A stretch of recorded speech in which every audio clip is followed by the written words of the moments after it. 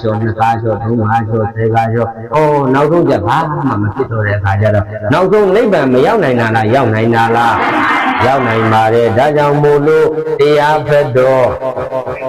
အမြင့်ကြီးတရားဖက်တော့ဘာဖြစ်တယ်အမြင့်ကြီးတယ်နောက်တစ်ခါကျတော့နောက်ဆုံးကသံဃာဖက်တော့အခက်ဝေပါတယ်တန်ခါဖက်တော့အခက်ဝေတယ်ဆိုပဲတချို့တက္ကကြီးတွေတက္ကမကြီးတွေကဘာပြောလဲဆိုလို့ရှိရင်ဒီတရဥပကမဟုတ်ပါဘူးလို့ဘကိုးတိုင်းအနောက်ကျမ်းတွေကညီတို့ပေါခေါင်းတို့ဘောဘာပြောလဲဆိုတော့တဲ့ဉာဏ်တန်ခါတွေနဲ့အညံ့မကတ်နေတဲ့ကြောင်းလို့ပဲတောင်းကြောင်ညောင်နဲ့ဘယ်လိုယဟန်မျိုးတော့တွေ့ဘူးလည်းမပြောတတ်ဘူးဟုတ်လားနောက်တစ်ခါကျတော့တဲ့ဘုန်းကြီးကအညံ့မကတ်နဲ့အလုခံနေတဲ့ဗါတဲ့လေအလုညံ့ခံတာတဲ့အခက်ဝေတယ်တဲ့တို့မှခက်ပြီးဘုန်းကြီးလေးတစ်ပါးကြီးညုံမိပါတယ်အခက်ဝေဆိုတဲ့အဓိပ္ပာယ်ကိုဆွဲယူပြစ်တာဆွဲမယူရလားဆွဲယူရလားဆွဲယူတာပဲတခါကြီးတခါမကြီးတွေဟုတ်လားယဟန်တန်ဃာသာဆိုတာကတခါကြီးကမကိုယ့်ရဲ့ဟုတ်လားပစ္စည်းလေးပါဖိတ်ထားရင်တော့အလူခံကောင်းပါတယ်လို့ကိုယ့်ရဲ့မိဘဆွေမျိုးဆိုလည်းအလူခံကောင်းပါတယ်ကိုယ့်ရဲ့သိက္ခာချထားတဲ့ယဟန်အမယဟန်တကာကိုလည်းအလူခံမကောင်းတာလားအလူခံကောင်းတာလားအလူခံကောင်းပါတယ်ဟုတ်လားဒါဟုတ်တခါလည်းပဲတခါကြီးတခါမကြီးတွေတချို့ကြတော့လည်းပဲဆရာတော်ကသူ့ဆရာသမားကခဲဒီကိုတော်လေးကိုသိက္ခာထပ်လိုက်ယဟန်ခံလိုက်လို့ဆရာတော်ကိုကြောက်လို့သာယဟန်ခံလိုက်ရတယ်ဘုရားတို့စိတ်ထဲမပါဆိုလို့ရှိရင်ပစ္စည်းဥစ္စာသာကုန်သွားတယ်အကျိုးရှိပါမလားဒါဆိုယဟန်တကာမဟုတ်ဘဲနဲ့ယဟန်တခါဖြစ်နေပြီအဲ့ဒီသိက္ခာထပ်တဲ့နေ့တွေကတခါပဲလာတယ်နောက်လာတော့ဦးပဲအဲ့ဒါယဟန်တခါဟောဒီတရဥကတကာမတွေပြောတာမဟုတ်ပါဘူးဟုတ်လားဟုတ်ပြီဒါဆိုလို့ရှိရင်ဘုန်းကြီးကတခါတည်းပဲဘုန်းကြီးနဲ့တို့ကိုးကွယ်မိပါတယ်ဟီးတို့ရှိမှန်းသည်မရှိမှန်းသည်ဘုရားဥကလိုပြန်ပြီဒီတရားစာဥကလိုပြန်ပြီဟုတ်လားဟိုဒါလေးရေခဲတစ်တာကလိုပြန်ပြီငလင်လှုပ်လို့ကြောင်းပြိုပြန်ပြီမလူရမှာလားလူရမှာလားလူတာဒီယူတာပဲဘာလို့တာလဲလူချင်းဒီယူချင်းပဲ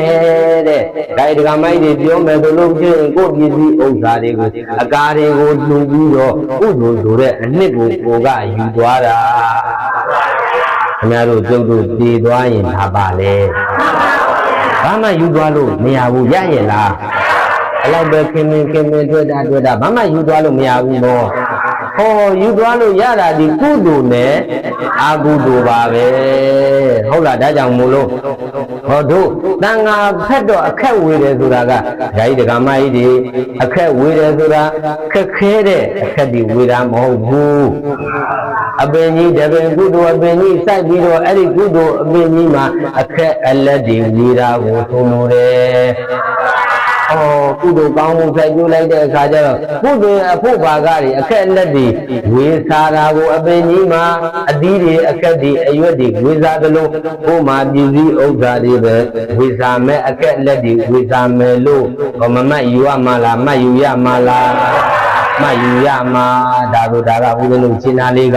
ဒါလေးသုံးခုကိုဟုတ်လားဦးဇင်းတို့ညံမီတလောက်ရှင်းပေးတာပေါ့ဗျာဟုတ်လားဒါဆိုလို့ရှိရင်ဇတ်တော်ကိုသွားမယ်ဆိုရင်ဓမ္မပဒဇတ်တော်ယမကဝဲမထဂုံတလီဇတ်တော်ကိုဦးဇင်းတို့အကျင့်အဖြစ်ပြောရမယ်ဆိုလို့ရှိရင်အကျင့်တော်ပြောရင်တော့ဟာလာတနာရီကျော်2နာရီထိုးသွားမှာပဲ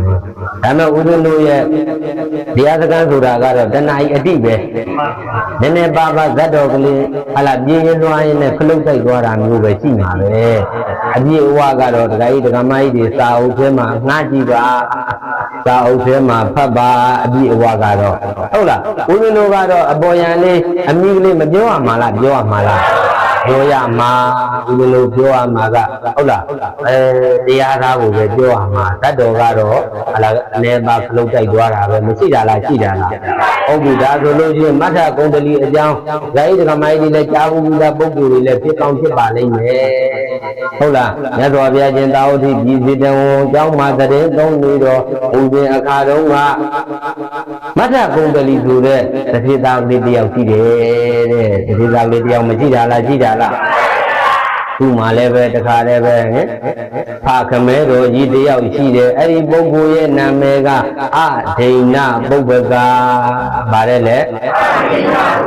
အဒိဏပုပ္ပကဆိုတာကဘာလို့အဒိဏပုပ္ပကလို့ပြောတာလဲဆိုတော့ဘယ်သူတဝုတယောက်ကိုမျှ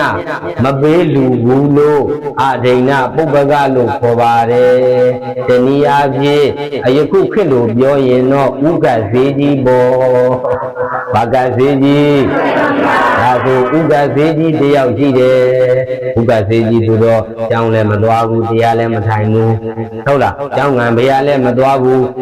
ဉာဏ်တန်ငါလည်းမလူဘူးလူကြီးသူမလည်းမပေးကမ်းဘူးကလေးသူငယ်လည်းမကျွေးမွေးဘူးဘာဆိုဘာမှမကျွေးမွေးမလူတန်းမပေးကမ်းတဲ့ပုဂ္ဂိုလ်ကိုဘာလို့ခေါ်မယ်ဥပ္ပဇိတို့ခေါ်မယ်တနည်းအားဖြင့်ဇတ်တော်တွေကနာမည်ပြန်ပြောတော့အဒိဏပုပ္ပကကြီးပေါ်တဲ့ဟောတာကလေးအရွယ်ရောက်လာတဲ့အခါကျတော့မထကုံတလီတဲ့ဘာလို့မထကုံတလီပြောတာလဲဆိုတော့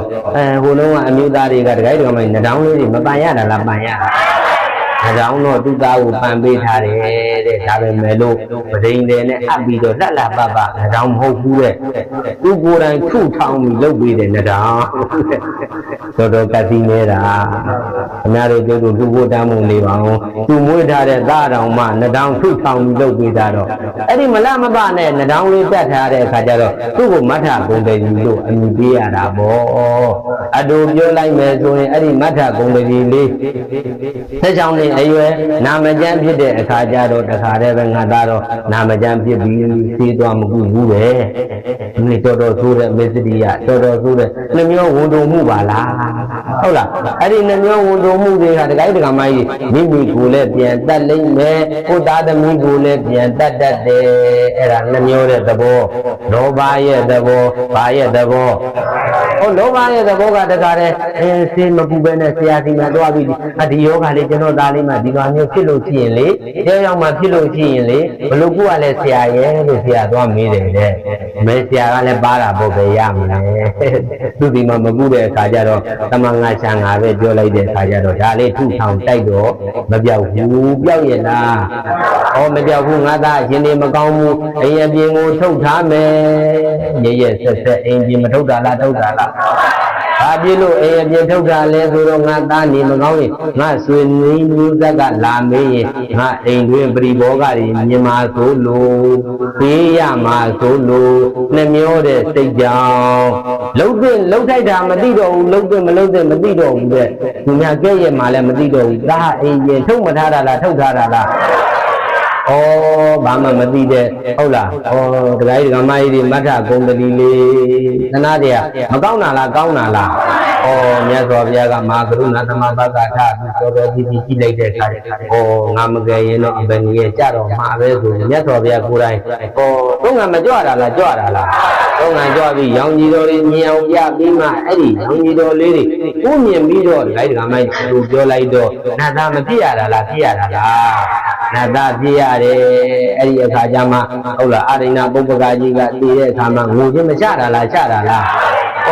ဒုက္ခမှာသွားငိုတော့သူသားကတရားလာမပြတာလားပြတာလားနောက်ဆုံးမြတ်စွာဘုရားခြံကိုအာရိဏပုပ္ပကနဲ့တကဝ